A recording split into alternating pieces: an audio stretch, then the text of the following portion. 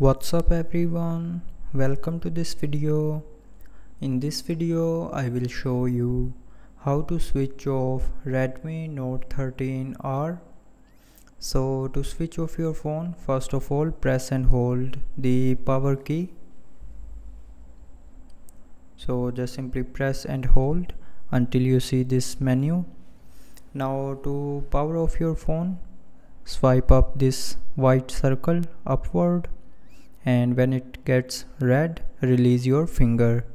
And if you want to reboot your phone, then you can move the circle to the downside, and when it gets green, it will reboot your phone after releasing your finger. So to power off, just swipe up and release. So now your phone will be powered off. So that's how you can switch off Redmi Note 13R. So I hope you liked the video. Thanks for watching.